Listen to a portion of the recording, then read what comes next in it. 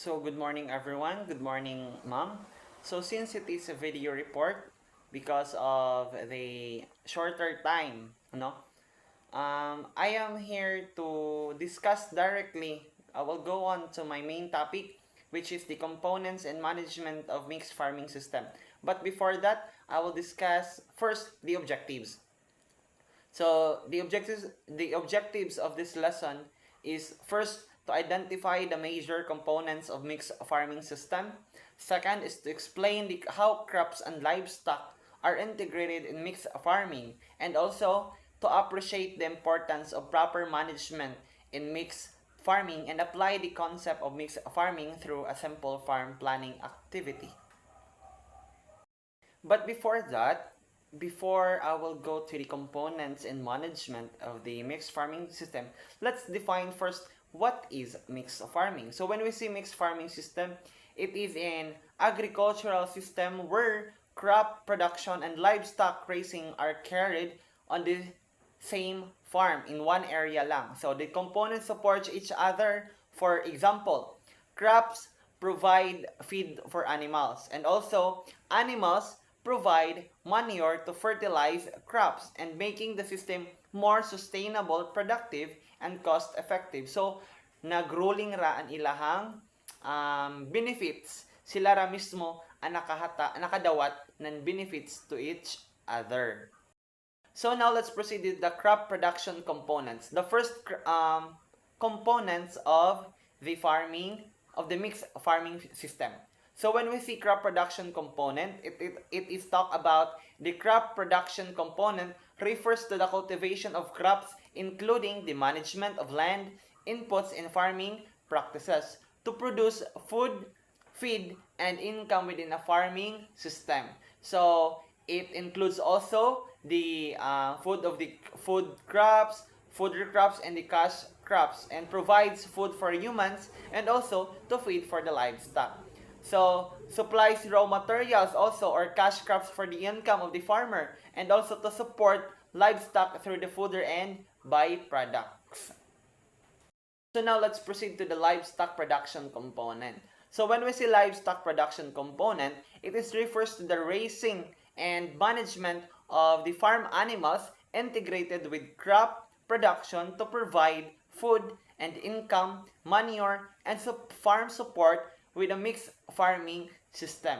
So in livestock component, it includes the animals such as cattle, carabaos, goats, pigs, poultry, and sheep, and also supplies meat, milk, eggs, draft power, and manure.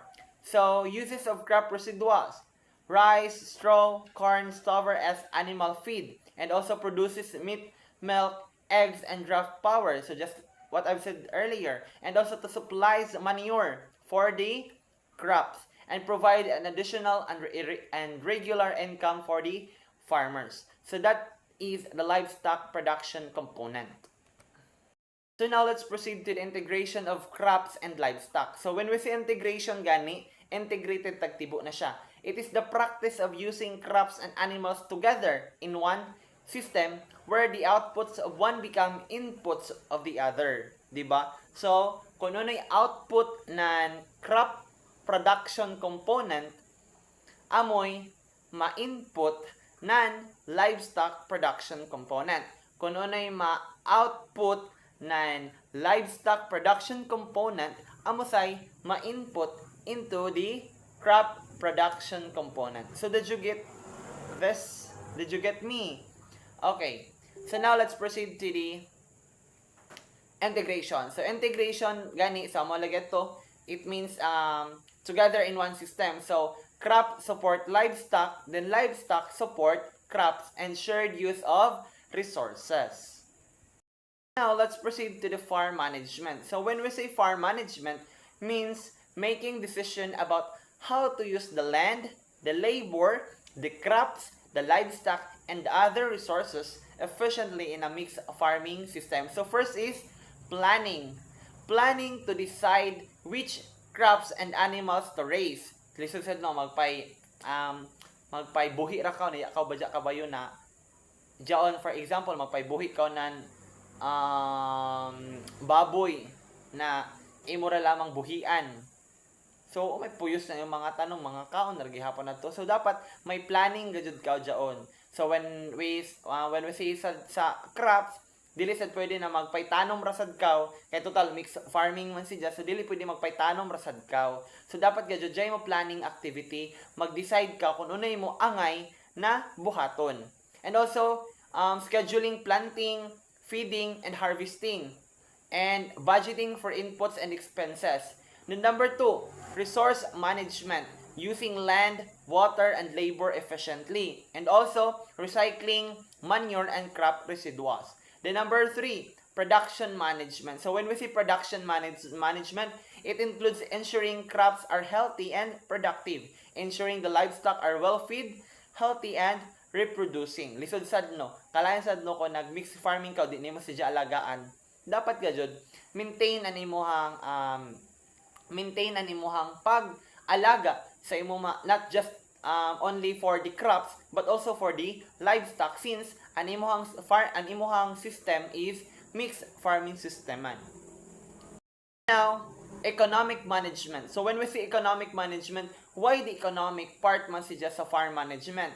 Of course, part siya to calculating the cost and profits. Lisod sad kung magbugda ra ko ng mixed farming, nayakaw kabayo kung nagansi na bakaw or may sobra bakaw or diyan may buginan siya.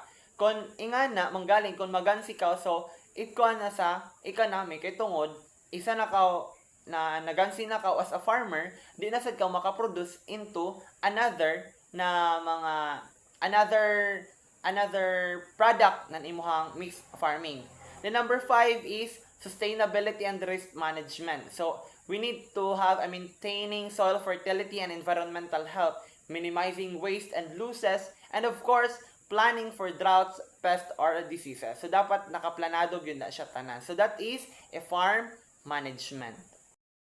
So, that concludes my topic. I hope nasabdan niyo, and I hope na may nakatunan ka mo sa ako discussion ko man.